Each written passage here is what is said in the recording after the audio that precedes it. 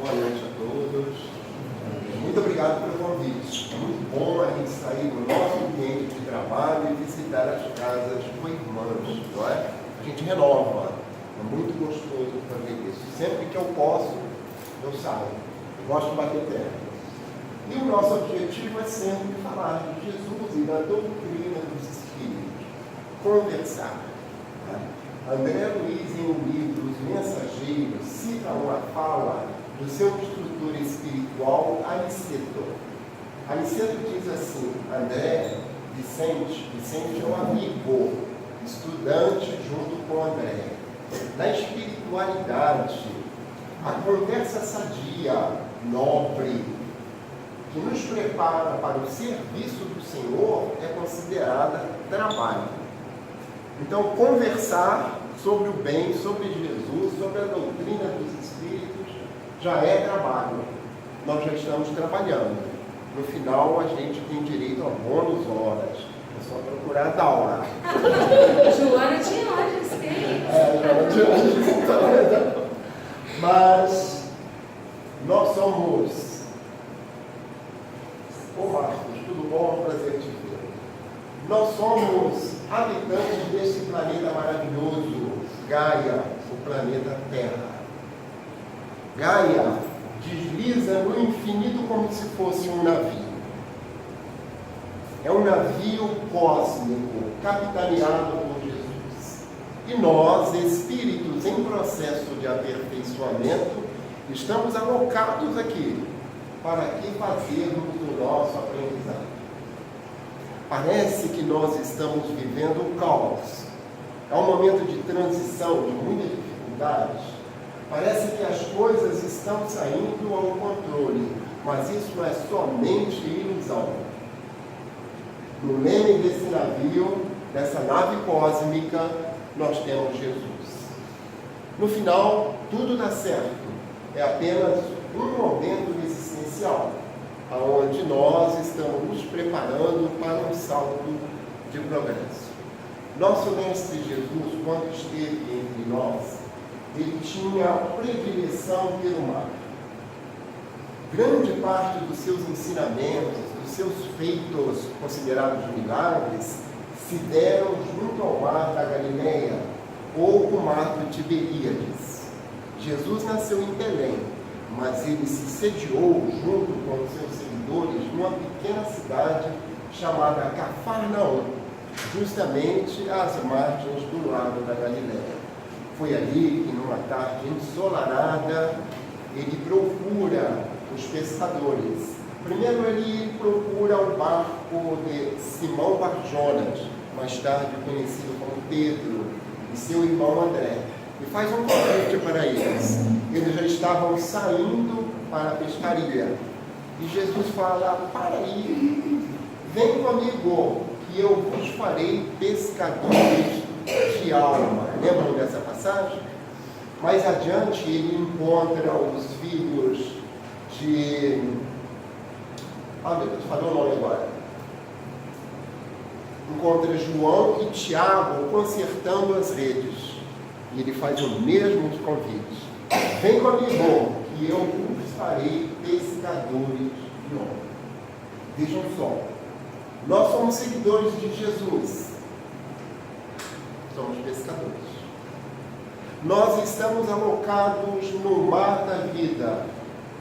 Na vida que nós vivemos, é o mar existencial. Quantas vezes nós escutamos falar que nós estamos navegando na vida? Nossa vida já é um mar, onde nós fazemos as experiências. Nós mesmos somos o nosso barco. À medida que nós vivemos, nós aprendemos. Em aprendendo, nós nos desenvolvemos. Eu li certa feita um livro chamado O Velho e o Mar. Esse pequeno livro de um escritor norte-americano chamado Ernest Hemingway conta a história de um pescador já idoso que não conseguia mais pescar. Ele mora numa localidade de pesqueiros e ele já está há quase 3 meses sem conseguir pescar peixe nenhum. Ele é alvo de zombaria dos outros pescadores. Ele desperta num determinado dia com uma decisão de ir para o mar e só voltar quando ele conseguir pescar um peixe bom. Ele apresta a sua embarcação, coloca alguma comida, água, os apetrechos de pesca e vai rumo ao mar alto. E ele procura, lançando a sua isca, o seu anzol, a sua linha no mar, capturar um peixe, mas peixe algum morde a sua isca. Já no terceiro dia ele consegue que um peixe morda a sua isca. É um peixe imenso, um marlin ou um espardate, aquele peixe que tem no focinho uma espécie de espada. Mas é um peixe muito grande, e ele é um homem velho. O peixe é maior do que o seu barco. Ele não quer desistir do peixe, porque é uma questão de sobrevivência. E o peixe não quer se entregar. E ele luta com esse peixe por quase 3 dias. E o peixe o arrasta cada vez mais para o alto mar. Quando por fim ele vence o peixe, ele não tem como colocá-lo dentro do seu barco, porque o peixe é tão grande que não cabe. A solução é rebocar ao lado do barco. Entretanto, quando ele pensa em voltar para a praia, ele é atacado por um cardume de tubarões famintos. E ele não tem como defender o seu pescado. Ele procura afugentar os tubarões com o seu remo, na qual ele amarra uma pequena faca, mas não consegue resultado. Os tubarões comem o peixe todo. Fica só a carcaça e a cabeça. Com muito sacrifício, extenuado, cansado, faminto, ele consegue embicar o seu barco na praia. Isso já é noite, e se arrasta até a sua cabana. Ali ele desmaia. Aparentemente, ele foi derrotado pelos tubarões, pela vida, mas ele não foi derrotado, ele foi vitorioso. Ele conseguiu o seu intento. Ele pescou. Ele pescou um peixe maravilhoso, um peixe bom. Na manhã seguinte, os demais pescadores da colônia, quando saem para a azáfama diária, veem o esqueleto daquele peixe imenso atado ao seu bote, ao seu barco, e compreendem a fibra daquele homem do qual eles zombavam. Nosso mestre Jesus conta uma parábola maravilhosa sobre pescaria. Ele diz o seguinte: o pescador sábio, quando lança a sua rede ao mar, ele puxa a rede depois para dentro do barco. Ele, dentro do barco, tira os peixes bons para o seu consumo ou para a venda e devolve os peixes ruins para o mar. Veja o ensinamento de Jesus. A parábola é só isso. O pescador sábio separa os peixes bons dos peixes ruins que devolve ao mar. Qual o ensinamento que Jesus está nos passando aí? O pano de fundo do ensinamento do nosso mestre é o amor. Jesus é o mestre do amor. O objetivo do nosso mestre Senhor Jesus é nos ensinar a desenvolver o amor. Para Jesus, o amor é o único alimento que nós devemos consumir. É o peixe bom. Nós estamos navegando no mar da vida, no mar existencial. Nós somos a nossa própria embarcação. O alimento que nós devemos tirar do mar é o amor. O amor é o peixe bom. O peixe ruim não serve, nós temos que descartar, jogar de novo no mar. O peixe ruim são aqueles outros sentimentos que nós pescamos e que, quando consumimos, faz com que a gente adoeça. São aqueles sentimentos de baixavaria, do ódio, da mágoa, da irritação, da crítica. Esses sentimentos, quando nós nos consumimos, quando nós nos agasalhamos dentro de nós, faz com que a gente enfraqueça, adoeça. É preciso que a gente aprenda não somente a consumir o peixe bom. Os ensinamentos do nosso mestre verdadeiramente são vida e alimento para nós. Se nós somos cristãos, nós precisamos aprender o sentido dos ensinamentos de Jesus. Certa feita, o mestre foi procurado por um homem muito rico, muito poderoso, ainda jovem. Conforme esse homem se aproxima de Jesus, as pessoas que o cercam vão se afastando, porque reconhecem nele uma pessoa poderosa e ele vem com um séquito de serviçais. As pessoas se afastam. Ele se aproxima do mestre e fala assim: bom mestre, o que eu faço para conseguir a vida eterna? Antes de responder, Jesus questiona: por que você me chama de bom? Olha que interessante. Jesus não questiona ele chamá-lo de mestre, mas questiona o chamamento de bom. Bom só tem um, que é Deus. Mas Jesus não era bom? De certo que Jesus era bom. Entretanto, por que ele não aceita ser chamado de bom? Por uma razão muito simples. Na hora que eu assumo o papel de bom, o título de ser melhor do que o outro, eu diminuo o outro. Eu me coloco num pedestal acima. Não somos todos iguais perante Deus. A essência que nos forma não é a mesma. Por isso Jesus não aceita ser chamado de bom. Em seguida ele responde: para conseguir entrar no reino de Deus, cumpra os mandamentos. E o moço pergunta de novo: mas quais mandamentos? Não roubar, não matar, honrar pai e mãe, não criticar o seu próximo, não julgar, não adulterar. Aí o rapaz fica muito feliz.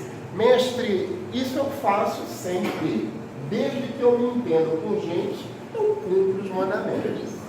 E ele fala com tanta sinceridade, ele está tão convicto de que cumpre os mandamentos, que Jesus reconhece nele essa sinceridade e o ama.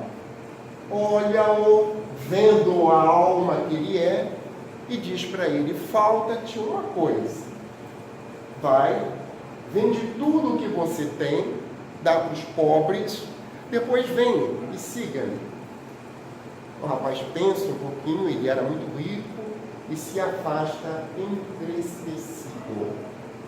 De certo, nós já escutamos essa parábola, essa passagem, muitas vezes. E aprendemos que Jesus está nos ensinando a descartarmos os bens materiais, ou pelo menos não nos apegarmos a eles. Sim, é verdade. Por quê? Porque quando nós vivemos tão somente para militar, para acumular bens, o nosso barquinho não consegue deslizar no mar existencial. Ele fica pesado. A gente não desenvolve uma boa navegação. Não consegue com isso as experiências de vida que nos vão fazer evoluir.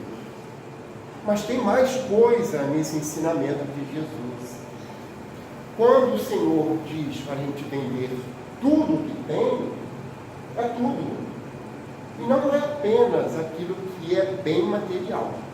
O que nós, espíritos encarnados, possuímos de nosso, ou achamos que é nosso, além das coisas materiais? Eu acredito que vocês saibam, mas eu vou lembrar.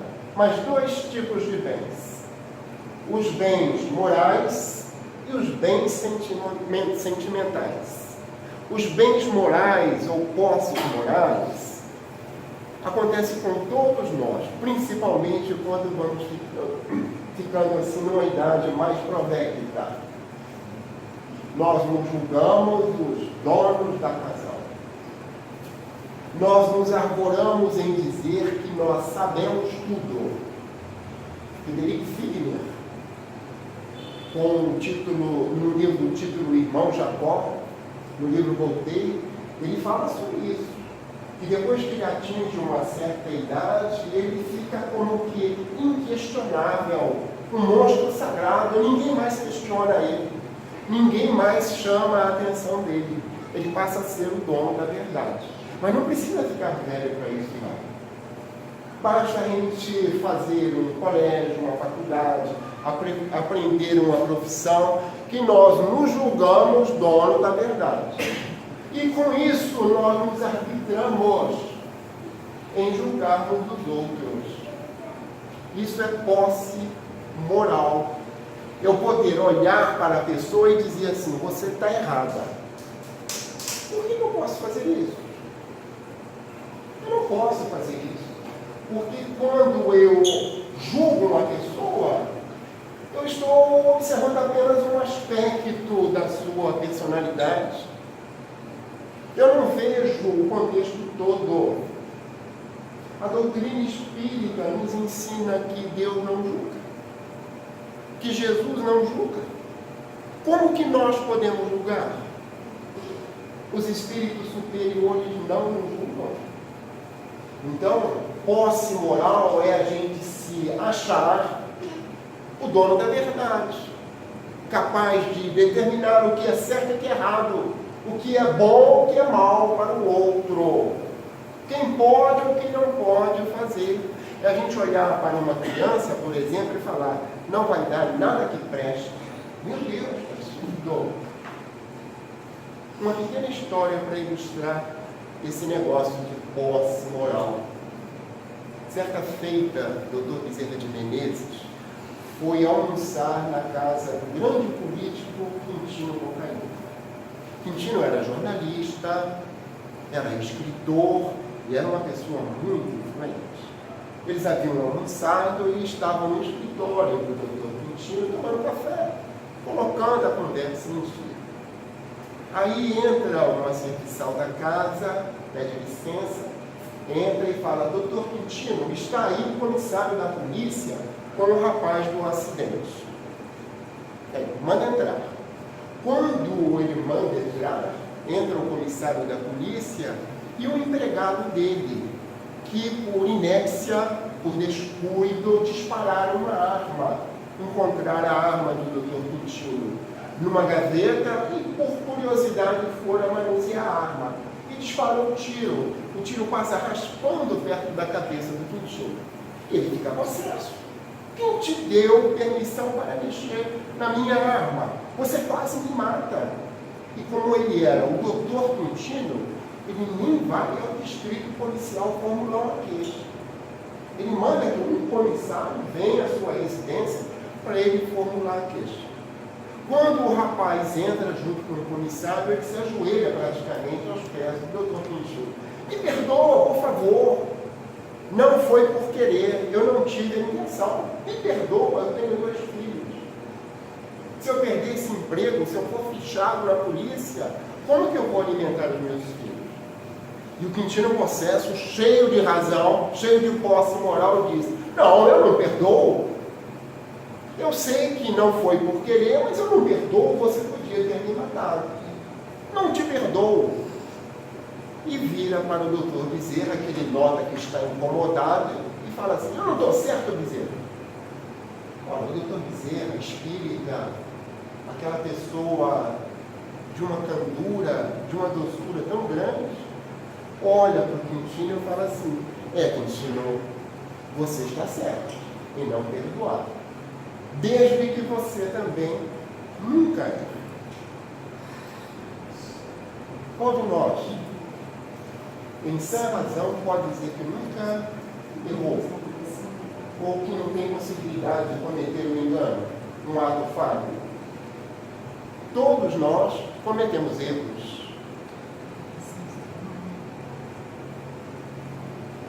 Então isso é posse moral. Certa feita, o Chico Xavier morava ainda em Pedro Leopoldo. Ele vai para o trabalho cedinho e passa na frente de um bar. Quando ele passa na frente do bar, ele nota que tem uma mesa de bilhar ou sinuca é a mesma coisa. E tem 4 rapazes jogando bilhar, com a garrafa de branquinha do lado. Não eram 8 horas ainda. E o Chico fica preocupado com aquilo, mas vai para o trabalho. Não é melhor trocar, né?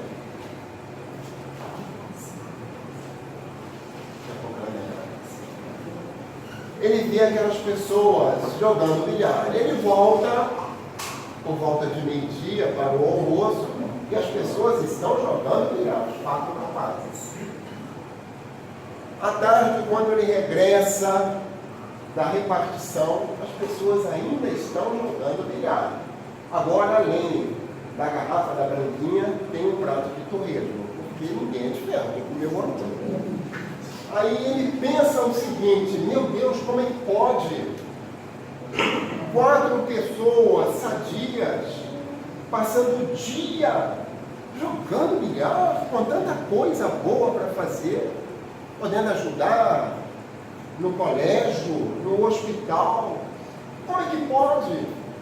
Quando ele formula essa crítica mental, vejam que de uma forma educada, aparece o mentor dele do lado, Emmanuel, e fala assim: Chico, não julga. Não julga porque você não conhece a história dessas pessoas. Na vida anterior, eles se reuniam não para jogar bilhar, mas para roubar e para matar. Houve progresso. Então ali é onde a gente vê erro, tem melhora. A gente não tem como ver tudo.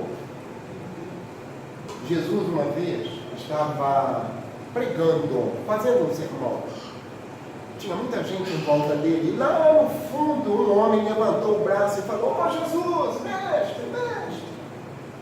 Aí Jesus teve que parar, porque ele gritou: "Dize para o meu irmão dividir a herança do nosso pai comigo." Olha o caso dele.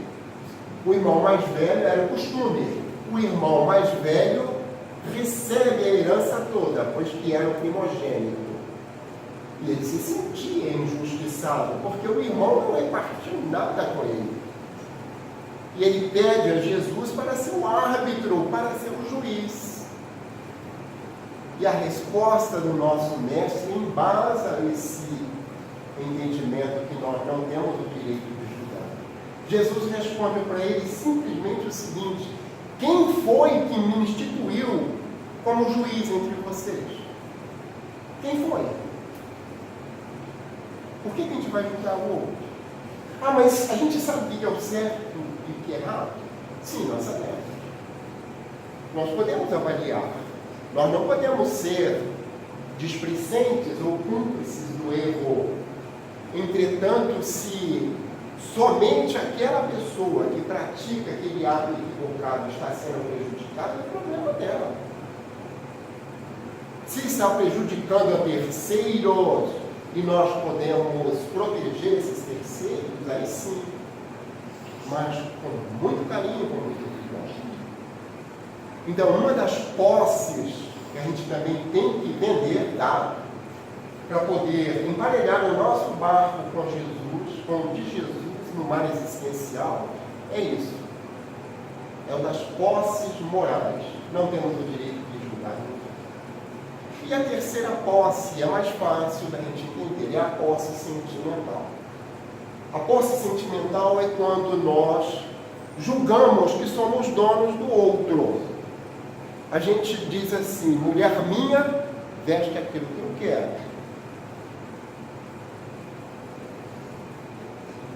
Meu marido come aqui na minha mão. Olha só, a gente é dono do outro. Meus filhos, enquanto comerem da minha comida, fazem o que eu quero.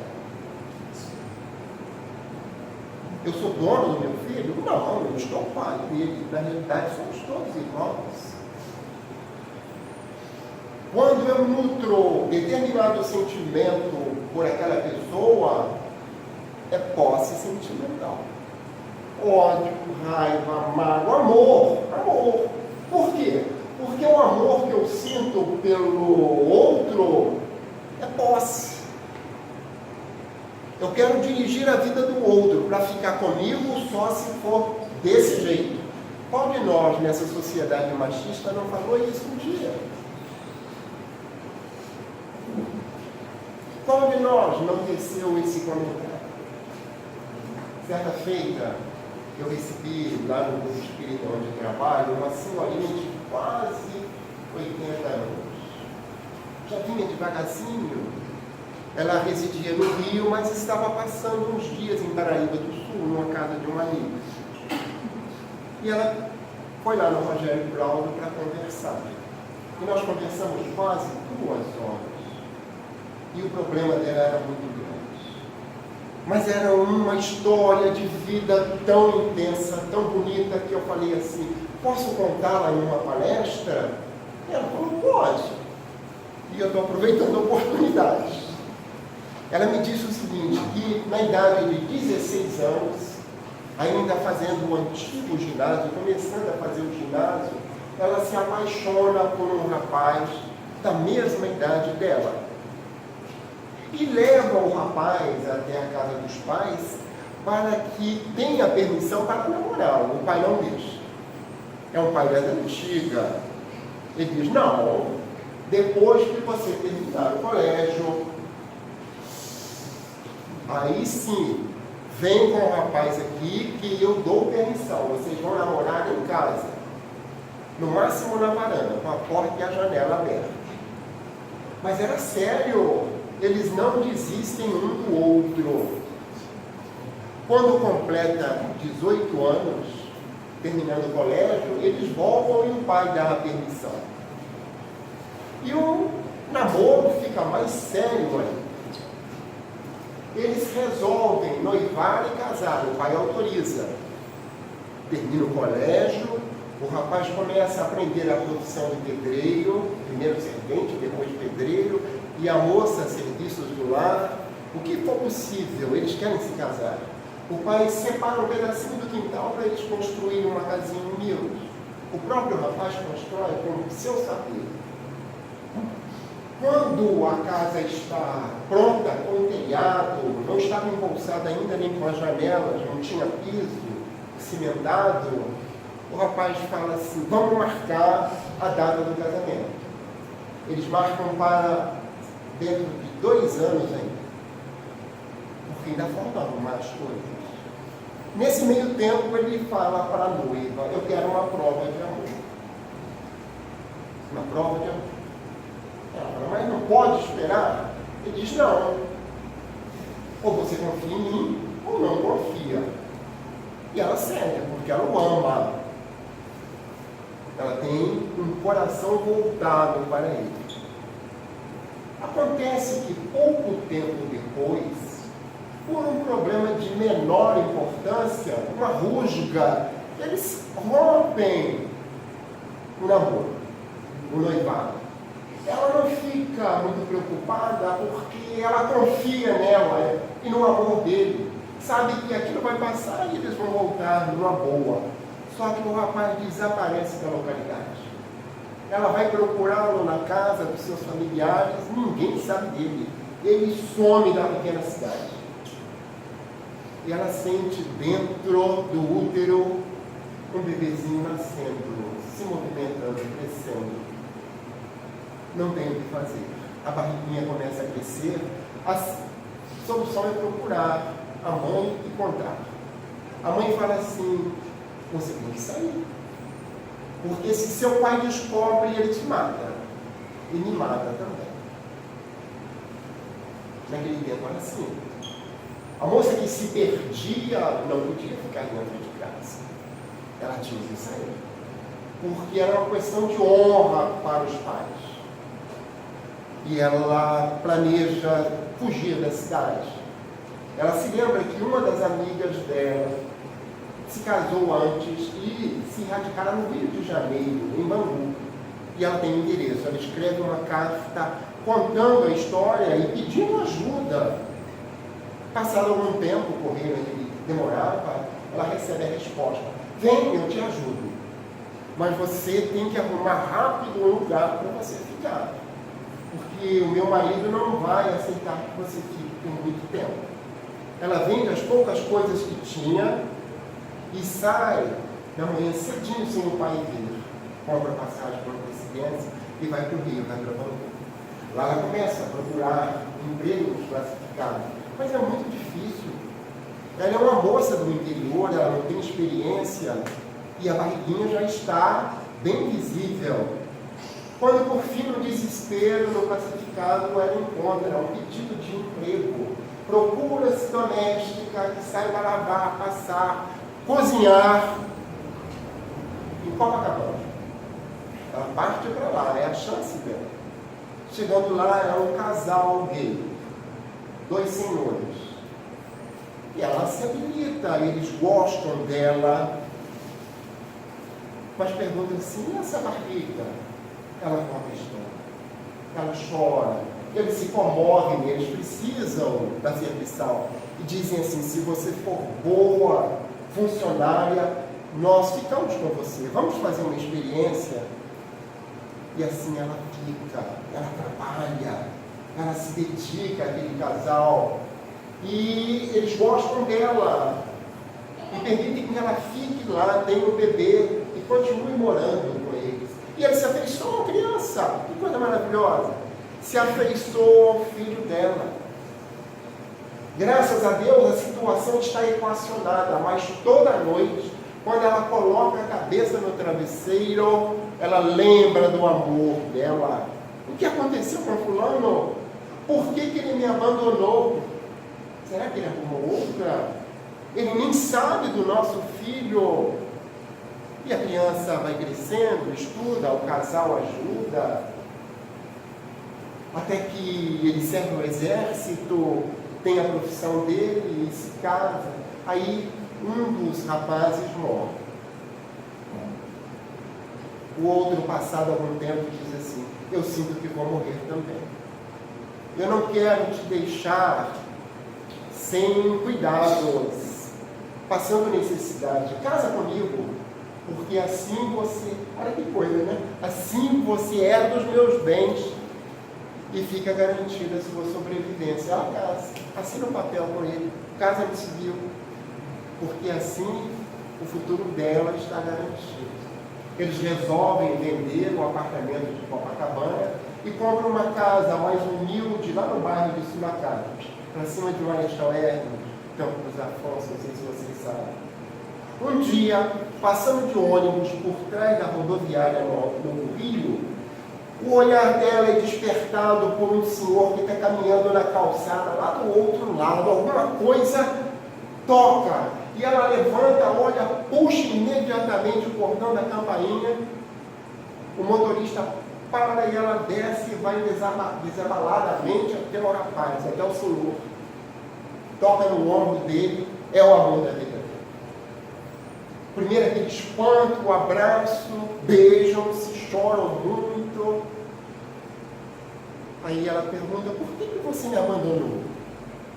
Ele diz, eu não sei. Eu encontrei uma mulher, imediatamente eu me apaixonei por ela. E eu não sei porque eu me casei, porque eu não gosto dela. Foi magia negra. Olha só, desculpa do cara. Foi magia, porque foi eu encontrar com ela, eu me apaixonar e depois eu estava casado e tive que sair de lá. Aí eles vão para um motel. Ela contando, eu achei interessante. Foram para um motel por causa da privacidade. Ela mostra a fotografia do filho, conta a história toda. Eles choram muito. Aí ele diz assim, eu não posso ficar com você. Não é nem por causa da minha mulher, ela é viva ainda, mas é por causa dos meus filhos e dos meus netos. Eu amo minha família. Eu não posso ficar com você. De vez em quando a gente se encontra, a gente conversa, e logo em seguida ela aparece aqui, em 3 dias, e me conta essa história.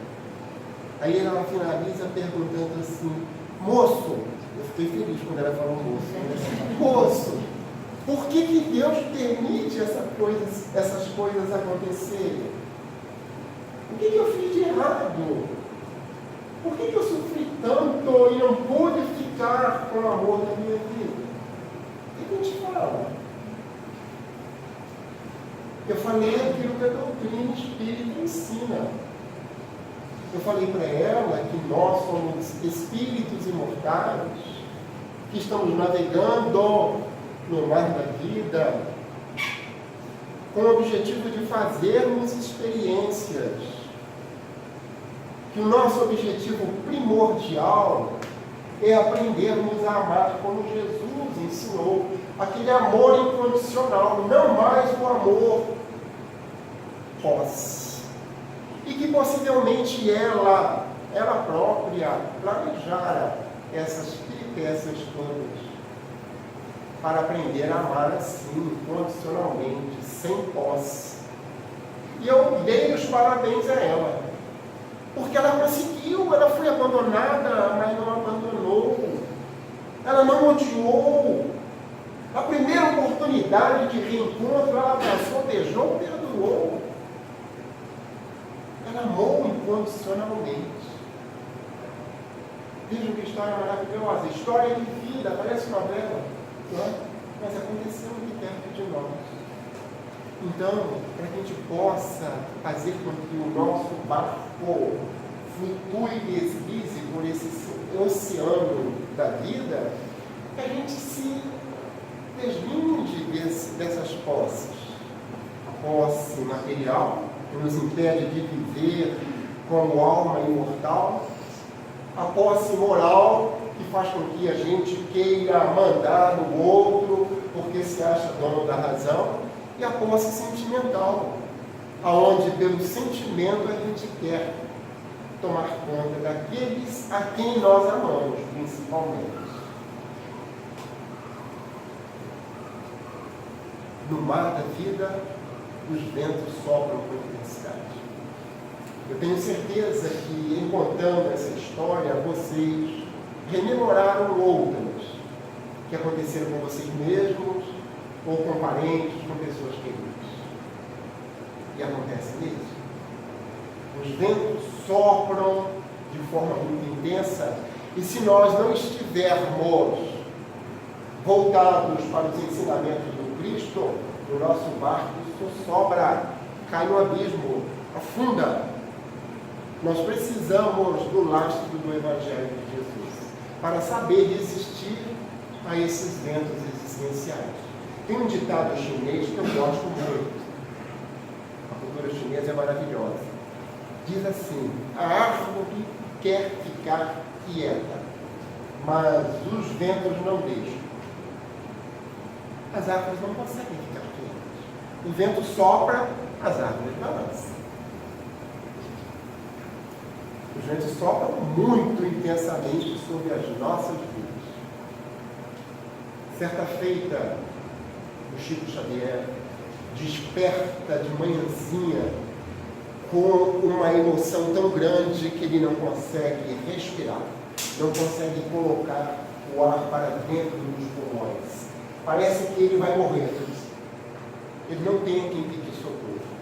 Ele se senta no degrau da porta da cozinha, que dá para a área dos fundos, e fica ali tentando respirar e mentalizar uma oração para merecer uma ajuda espiritual. E aparece Emmanuel, o mentor do Chico. Emmanuel pergunta: Chico, o que você está fazendo aí, sentado no degrau? E o Chico: eu não consigo respirar. Eu não estou conseguindo respirar, eu vou morrer. O senhor me aguarda para me receber quando eu morrer? Aí Emmanuel olha para ele e fala: Chico, não dá. Eu tenho muito compromisso hoje. Não posso. E desaparece. O mentor do Chico não existiria Chico Xavier sem a disciplina de Emmanuel. Mas também não existiria Emmanuel sem a mediunidade do Chico. Aí o Chico fica ali orando, pedindo mais ajuda. Aparece o doutor Bezerra, o mesmo doutor Bezerra. O doutor Bezerra faz a mesma pergunta: o que você está fazendo sentado aí nesse degrau? Aí, doutor, eu estou... Aí ele vai pedir para o doutor aguardá-lo também, mas ele lembra da resposta de Emmanuel. Ele diz: doutor, eu sou uma besta mesmo, me ajuda naquilo que for possível. Doutor Bezerra de Menezes olha para o Chico e fala assim: Chico, enquanto médico encarnado, veterinária não é o meu forte. mas eu vou ver o que eu posso fazer. E coloca as mãos assim no peito do Chico e aplica um passe nele. O Chico estava com 32 anos na ocasião. Ele vive mais 60. Nós temos o Chico como um ícone para nós espíritas, não é? Por ele ser um médium missionário, nós acreditamos que tudo correu muito bem para ele, que o trabalho dele foi só na parte mediúnica, mas não. Os ventos também tentaram jogar o barquinho dele precipício abaixo, abismo abaixo. Em 1959, ele psicografou Brasil, Coração do Mundo, Pátria do Evangelho, de Humberto de Campos. Esse livro é maravilhoso. As pessoas chegavam na casa do Chico e falavam assim: olha, Chico, o Brasil, Coração do Mundo, está vendendo mais do que banana na feira. O pai do Chico, seu João Cândido, estava enfermo com uma doença degenerativa. Ele era muito doente e estava incapacitado de se movimentar. Tinha que tomar 2 injeções por mês para poder segurar. A doença era tão dolorosa que somente com essas injeções melhorava um pouco a dor. E eram injeções importadas, tão caras que eles apelidavam injeções do ouro.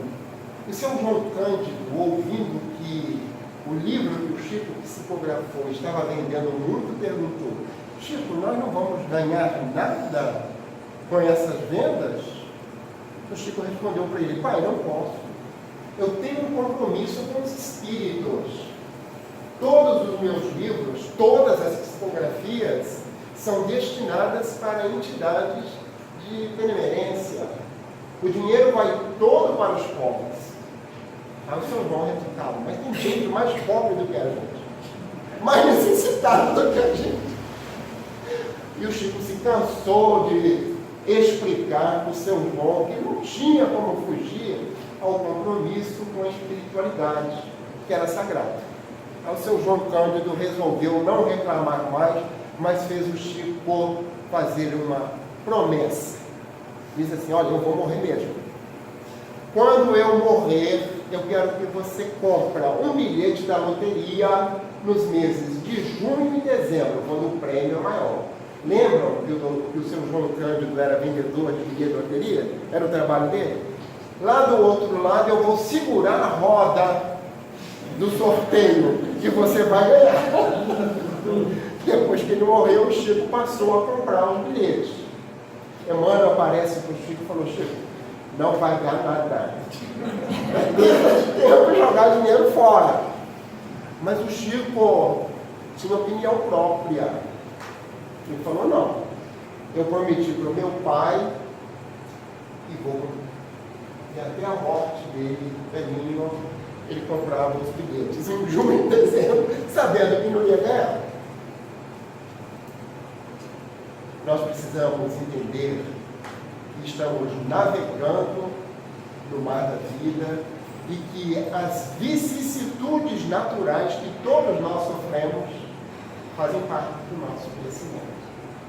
Não é para empurrar o nosso barquinho para os abismos do mar, é para nos trazer uma oportunidade de crescimento e de iluminação consciencial. Mas tem pessoa que ajoelha para ganhar, mas ele quer estar no ponto e não quer jogar. A vida é mais ou menos assim. Pois é.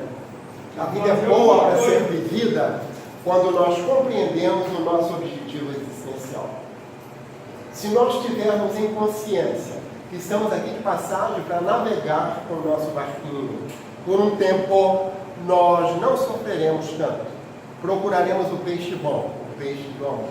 Vocês já devem ter escutado algumas histórias sobre Irmã Dulce, aquela baianinha retada contemporânea do Oswaldo.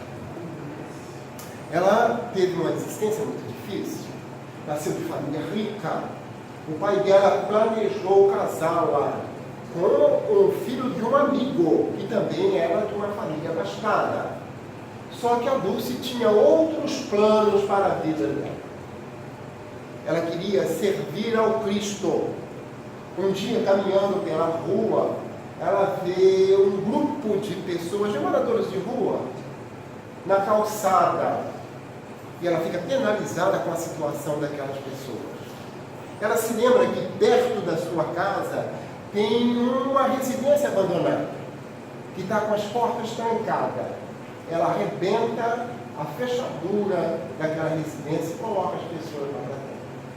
O pai da Dulce compreende que ele não vai conseguir que ela tenha um casamento normal, uma vida dita normal, porque ela já fizera, ainda tão jovem, a opção por navegar no barco de Jesus.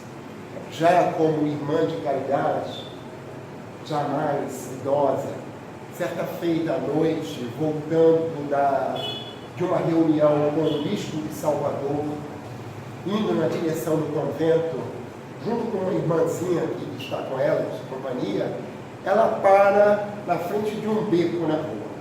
É noite, o beco está que nem um breu. Ela para e vai, entra no beco. A outra irmã fica desesperada: Dulce, não entra aí, pode ser perigoso. Ela não ouve, vai, e dentro de uns minutos ela volta arrastando alguém pelo ombro. É um mendigo, todo machucado, todo sujo, todo rasgado. E com muito cuidado, com a ajuda de alguns transeuntes, conseguem levar aquele mendigo para o convento. Lá limpam, alimentam, trocam as roupas, colocam numa cama limpa, mas não tem jeito. Ele desencarna naquela noite. Mas desencarna de uma forma digna, como ser humano.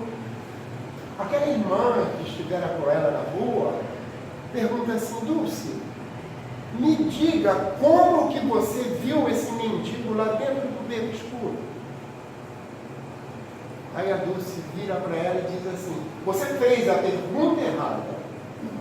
A pergunta certa é: como que você não viu? Como que você não viu? A gente não vê a dor do outro. A gente só olha para o nosso umbigo, para as nossas dificuldades. A gente quer que o nosso barco não afunde, mas se vê o outro, o barco do outro fazendo água, a gente deve ajudar. Porque somente assim a gente pode navegar junto com Jesus. Dezembro de 1944. Nevava intensamente.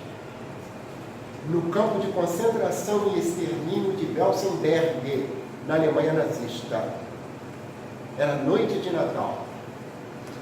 Nesse campo de concentração e extermínio, cerca de 2.000 pessoas diariamente eram assassinadas e cremadas no forno.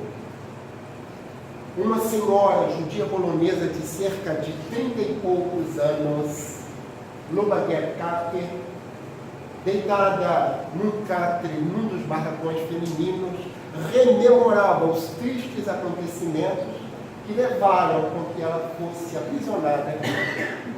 Na retina da mente, ela via os soldados da SS nazista invadirem o seu apartamento, jogarem o seu esposo escada abaixo, depois o atá-lo na traseira de um caminhão que sai disparado e o mata por esfacelamento, pelo crime de ser um homem de Deus. Ela rememora também o soldado apertando o gatilho da sua pistola na cabeça do seu filho, de 3 aninhos apenas, pelo crime de ser uma criança judia. E ela fica imaginando o que leva um ser humano a descer tão baixo.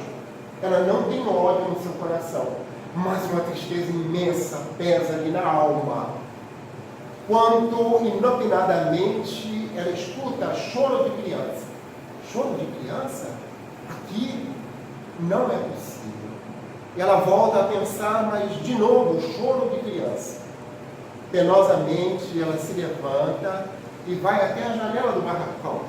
Ali, por uma fresta na madeira, ela consegue divisar com pouca dificuldade, na praça do quartel-general do campo, um caminhão onde algumas crianças são descarregadas no pátio nevado a Coronhais. E ela observa que depois que as crianças são retiradas da carroçaria do caminhão, o caminhão se afasta. É que os soldados nazistas trouxeram aquelas crianças para serem assassinadas, mas resolveram poupar o gás do forno, deixando que elas morressem ali, congeladas, na madrugada nevada. Ela, penalizada, vai despertar o maior número possível das suas companheiras de barracão. São cerca de 200 mulheres carcomidas pelo carbúnculo, cheias de piolho, depauperadas pela fome. Mas elas dizem: como vamos socorrer essas crianças? Como guardá-las aqui conosco? Como alimentá-las? Mas a mãe delas espera que nós as salvemos. E se fossem nossos filhos, não sairemos daqui. Além do mais, como que nós iremos até a praça central? Seremos fuziladas pelos sentinelas nazistas. Ela, vendo que não consegue demovê-las, ela própria vai, se esgueirando pelas sombras por entre os barracões, e chega até onde estão as crianças. 54 crianças. 54 crianças. De 2 meses a 14 anos. Eram crianças descendentes de judeus que vieram da Holanda. Ela procura regimentar as crianças e, com muito cuidado, para não despertar a atenção dos sentinelas, leva até o barracão. E lá ela coloca debaixo dos cátares, entre os corredores dos beliches, na latrina, aonde era possível, ela colocou. No outro dia, ela pede uma audiência com o oficial nazista, responsável por aquela área do campo. Ela pede misericórdia, são apenas crianças, não as mate. Por favor, são apenas crianças. O oficial nazista já é um senhor, ele tem os cabelos grisalhos. E ela diz assim: possivelmente o senhor tem filhos, são apenas crianças. E ele pergunta assim: o que você quer com esse restolho, esse rebotado humano? São crianças, deixe-me cuidar delas. Conforme ela está conversando, inadvertidamente ela segura o braço dele. Crime para Hitler, o judeu polonês, é menos do que um porco. Ele, quando se apercebe que ela tocou, dá um murro no meio da cara. Ela cai, o sangue jorra. Ela se levanta imediatamente, pedindo piedade e misericórdia, não para ela, para as crianças. Alguma coisa mexe dentro do coração daquele homem, se é que ele tem coração. Ele diz: então fica, é problema teu, mas a gente tem que alimentá-las. Um pouco mais da sopa rala, uma pode a mais do pão duro. Ele diz: é problema teu. A partir daquele dia, a senhora Luba Bertati começa a roubar comida, a comer menos do pouco que ela comia, para alimentar as suas crianças. 5 de abril de 1945, alguns meses após, entra no campo de concentração uma ambulância da Cruz Vermelha. O alto-falante brada: vocês estão livres, a Alemanha está se rendendo, vocês estão livres. Das 54 crianças, 52 se salvaram, só morreram 2. 50 anos depois, dezembro de 1994, em Amsterdã, capital da Holanda, uma senhora octogenária recebe a comenda de honra ao mérito por determinação da Rainha Beatriz da Holanda, por ter salvo 52 crianças. Ao ser perguntada o porquê ela se motivara correndo o risco de ser fuzilada, resgatar aquelas crianças, ela diz o seguinte: embora eu sendo judia, eu ouvi falar num homem que que há mais de 2000 anos atrás doou a sua vida por nós, que foi crucificado no madeiro infamante, para nos ensinar a amar uns aos outros, vivendo para o bem, para o amor. E por amor a Ele, eu arrisquei a minha vida por essas crianças. Meus irmãos, muito obrigado pela atenção de vocês. Muito gratificante estar aqui. E até qualquer dia, se Deus permitir. Obrigado. Nós que agradecemos, Roberto.